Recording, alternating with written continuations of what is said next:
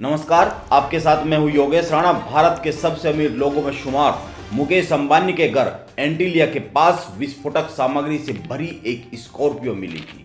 यह तो आपको याद ही होगा। इस मामले में गिरफ्तार पुलिस अधिकारी सचिन वाजे को एनआईए की स्पेशल कोर्ट ने 25 मार्च तक एनआईए की कस्टडी में भेज दिया है। एनआईए ने बताया है कि सचिन वाजे ने स्कॉर्पियो में जिलेटिन की छड़ों को रखा था। यह जुर्म उसने कबूल कर लिया है, यानी कि विस्फोटक उसी ने रखा था। साथ ही स्कॉर्पियो कार अपने पास होने की बात भी मान ली है। अब वाजे एनआईए की कस्टडी में और एनआईए को यह पता लगाना है कि आखिर इस बड़ी साजिश में किसने उसका साथ दिया है, उसके पीछे कौन है, वह किसके लिए काम कर रहा है। पता यह लगाया जाना है कि सचिन वाजे को कोई इस्तेमाल तो नहीं कर रहा था और उसने मुकेश अंबानी के घर के बाहर विस्फोटक लदी गाड़ी खड़ी करने में किसकी मदद की है। सबसे पहले जानना जरूरी है कि सचिन वाजे कौन है। पहले उसका इतिहास जान लेते हैं, फिर आगे बात करते हैं। मुकेश अंबानी वाले मामले से पहले सचिन वाजे उस वक्त चर्चा में आए जब टीवी पत्रकार अर्णब गोस्वामी को हिरासत में लेने वो पहुंचे थे और उस टीम का वो नेतृत्व कर रहे थे।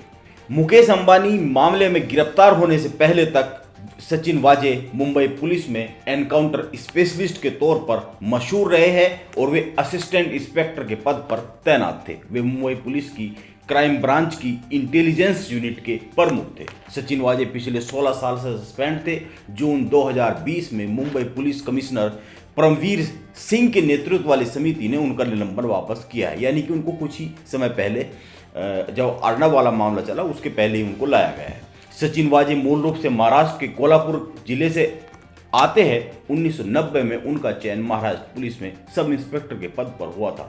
वाजे की तैनाती मुंबई पुलिस की क्राइम ब्रांच में हुई थी। उन दिनों वाजे प्रदीप शर्मा के अधीन काम करते थे। आप लोगों को प्रदीप शर्मा याद ही होंगे। प्रदीप शर्मा एनकाउंटर स्पेशलिस्ट रहे हैं, उन पर फिल्में भी बनी है। प्रदीप शर्मा के साथ काम करते करते वाजे भी एनकाउंटर स्पेशलिस्ट बन गए। कहा जाता है कि सचिन वाजे ने 60 से ज़्यादा एनकाउंटर किए। पहली बार सचिन वाजे तब चर्चा में आए थे जब उन्होंने मुन्ना नेपाली का एनकाउंटर किया था।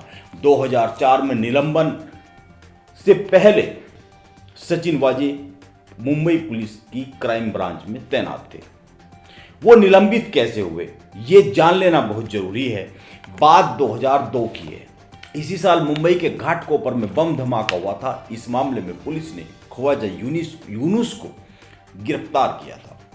यूनुस की पुलिस हिरासत में मौत हो गई थी और मुंबई क्राइम ब्रांच के अधिकारियों पर हिरासत के दौरान उसकी जान लेने का आरोप लगा था। इस मामले में कुछ अधिकारियों पर मुकदमा दर्ज हुआ था। इन अधिकारियों में से एक सचिन वाजे भी थे।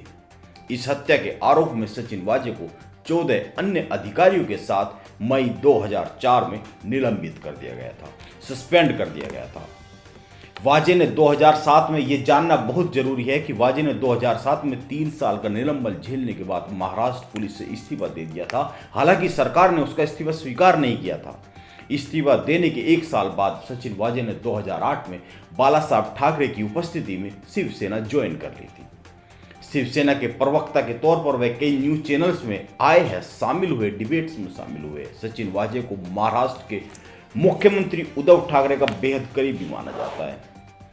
कुछ महीने पहले मुंबई पुलिस ने पत्रकार अर्णब गोस्वामी को गिरफ्तार किया था। उस वक्त मुंबई पुलिस टीम का नेतृत्व सचिन वाजे ही कर रहे थे और यही सचिन वाजे अब मुकेश अंबानी के घर के बाहर विस्फोटकों से लदी कार को रखने के मामले में गिरफ्तार हो गए। यह मामला कितना गंभीर है इसका अंदाजा 3 बातों से लगाया जा सकता है। एक, जिस स्कॉर्पियो में विस्फोटक रखा हुआ था उसका ड्राइवर जिस इनोवा कार से भागा वह मुंबई क्राइम ब्रांच की कार थी। यह दावा एनआईए ने किया है। इसके साथ ही शिवसेना सांसद और प्रवक्ता संजय राउत ने कहा है कि केंद्र सरकार वाजे के कंधे पर बंदूक रखकर महाराष्ट्र सरकार को अस्थिर करने की योजना बना रही है। यानी कि सचिन वाजे की गिरफ्तारी से शिवसेना हिल गई है। उसका सांसद कह रहा है, उसका प्रवक्ता कह रहा है कि सरकार को गिराने की साजिश की जा रही है। ऐसा क्या है वाजे के पास कि वो अगर सामने आ जाएगा तो सरकार गिर जाएगी। तीसरी और सबसे खास बात, वाजे ने अपनी गिरफ्तारी से पहले अपने व्हाट्सएप पर एक स्टेटस लगाया था जिसमें एक लाइन यह भी थी कि उसने लिखा था, एक लाइन क्या थी, वो यह थी कि मुझे लगता है दुनिया को अलविदा कहने का वक्त नजदीक आ गया है। क्या इस मामले का सारा सच बाहर आ पाएगा? और अगर आएगा तो ऐसा हो सकता है कि यह देश का आज तक का सबसे बड़ा हाई प्रोफाइल मामला बन जाए। बीजेपी इस मामले को लगातार उठा रही है। नमस्कार, फिर मिलता हूं एक और रिपोर्ट के साथ।